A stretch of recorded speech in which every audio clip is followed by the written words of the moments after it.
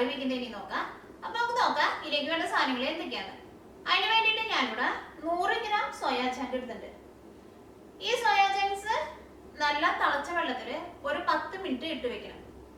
10 minute കഴിയുമ്പോഴേക്കും ഇത് നല്ല സോഫ്റ്റ് ആയിട്ട് വരും.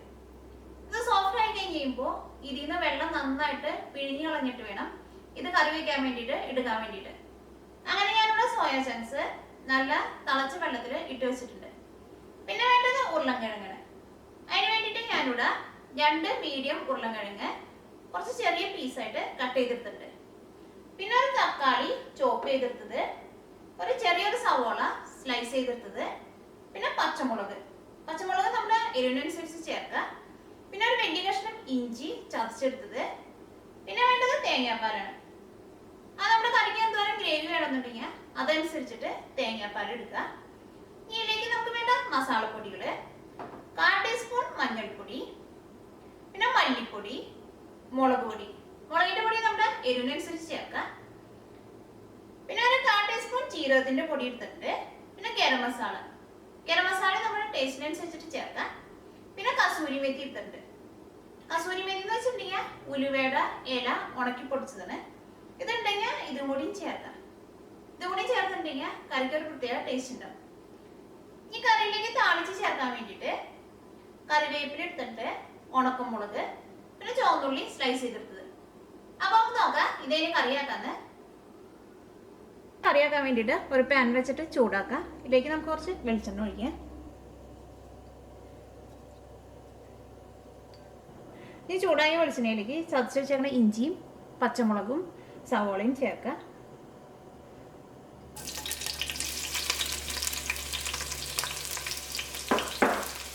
ഇഞ്ചി ചേർക്കാം.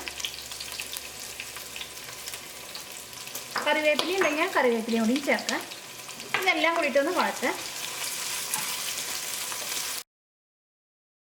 ഇത് നന്നായിട്ട് വഴന്നിട്ടുണ്ട്. ഇനി നമുക്കൊരു മീഡിയം ഫ്ലെയിമിൽ വെക്കാം. ഇതിലേക്ക് മസാലപ്പൊടികൾ ചേർക്കാം. ഇത് മഞ്ഞൾപ്പൊടി ചേർക്കാം.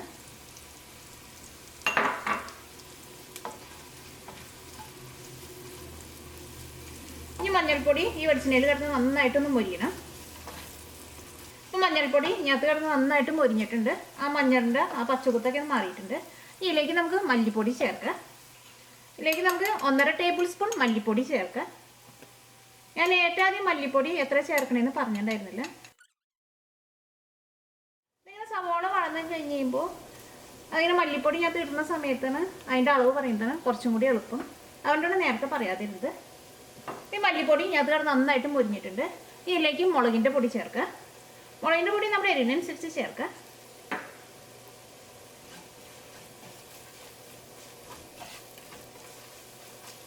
മുളകിൻ്റെ പൊടിയേക്കും ഈ വെളിച്ചെണ്ണ നന്നായിട്ട് ചൂടായിട്ടിരിക്കുന്നതിനും ഇതിലേക്ക് ഇട്ട വഴിക്കുന്ന അതും മുരിയും.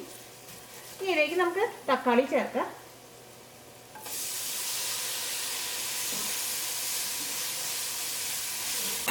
ഇതിലേക്ക് ജീരകത്തിൻ്റെ പൊടി ചേർക്കാം.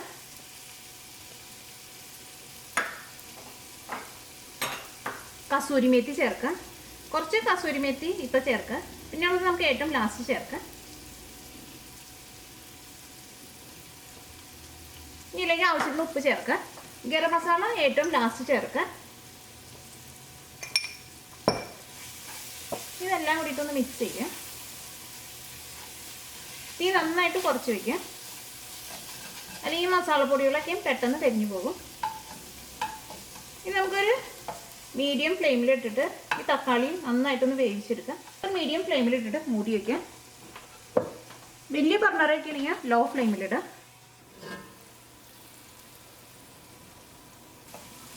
ഇപ്പോൾ തക്കാളി നന്നായിട്ട് വെന്തിട്ടുണ്ട്. ഇതിലേക്ക് നമുക്ക് സോയാ ചങ്ക്സ് ചേർക്കാം. ഇതിന് വെള്ളം നന്നായിട്ട് പിഴിഞ്ഞ് കളയണം.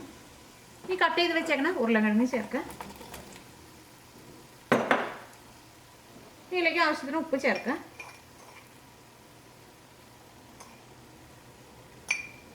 ഇതെല്ലാം കൂട്ടിയിട്ട് നന്നായിട്ടൊന്ന് മിക്സ് ചെയ്യാം. തീ ഒന്ന് കൂട്ടി വയ്ക്കാം. ഇതിലേക്ക് നമുക്ക് കുറച്ച് വെള്ളം ഒന്ന് തെളിച്ച് കൊടുത്തു കഴിഞ്ഞിട്ട് ഇത് മൂടി വെച്ചിട്ട് ഈ സോയാ ചങ്ക്സും ഈ ഉരുളൻകിഴങ്ങും ഒന്ന് വേവിക്കുക. ഇതൊന്ന് 3/4 ഭാഗം വെന്ത് കഴിഞ്ഞ് കഴിയുമ്പോൾ ഇതിലേക്ക് നമുക്ക് തേങ്ങാപ്പാൽ ചേർക്കാം.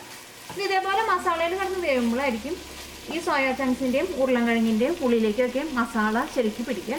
നമുക്ക് തേങ്ങാപ്പാൽ ഏറ്റവും ലാസ്റ്റ് ചേർക്കാം. കുറച്ച് വെള്ളവും തെളിച്ചു കൊടുക്കുക.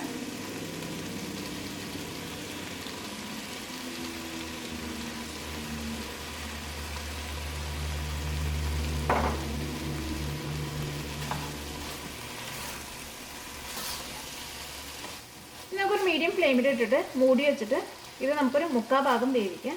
ഇടയ്ക്കൊന്ന് ഇളക്കിയിട്ട് കൊടുക്കണം.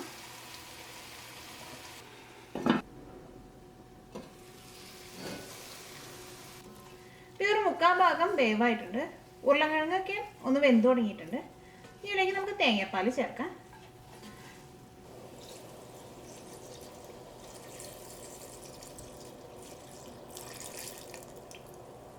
ഈ തീ നന്നായിട്ട് കൂട്ടി വയ്ക്കുക.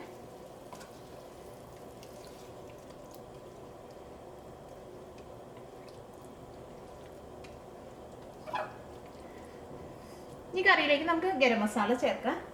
നമ്മുടെ ടേസ്റ്റിനനുസരിച്ച് ചേർക്കാം.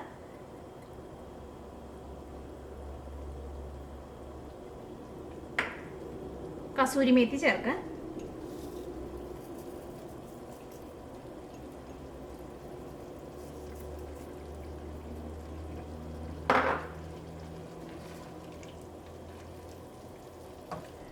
ഇതൊരു മീഡിയം ഫ്ലെയിമിൽ വെച്ചിട്ട് ഒരു 5 മിനിറ്റും കൂടി ഒന്ന് മൂടി വയ്ക്കുക. അത് കഴിഞ്ഞിട്ട് ഈ കറിയിലേക്ക് നമുക്ക് താളിച്ച് ചേർക്കാം.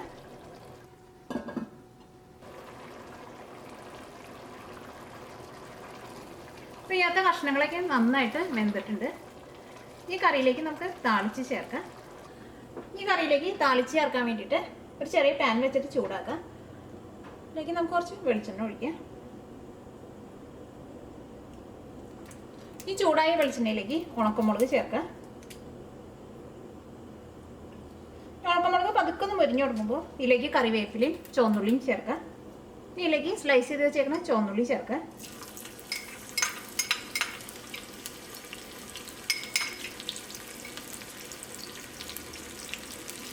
കറിവേപ്പില ചേർക്കാം.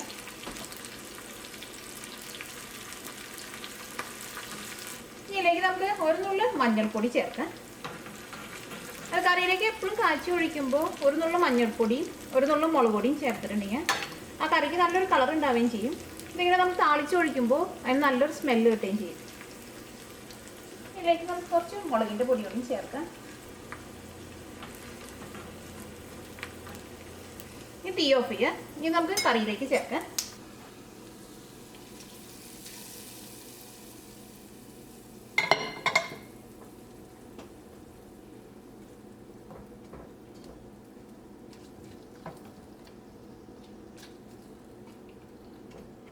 ഇപ്പോൾ കറി റെഡി ആയിട്ടുണ്ട്. ഈ കറി നമുക്ക് റൈസിൻ്റെ കൂടെ അല്ലെങ്കിൽ ചപ്പാത്തിയുടെ കൂടെ കഴിക്കാനൊക്കെയും നല്ല ടേസ്റ്റുള്ളൊരു കറിയാണിത്. ഇത് ഉണ്ടാക്കിയെടുക്കാനും നല്ല എളുപ്പമാണിത്.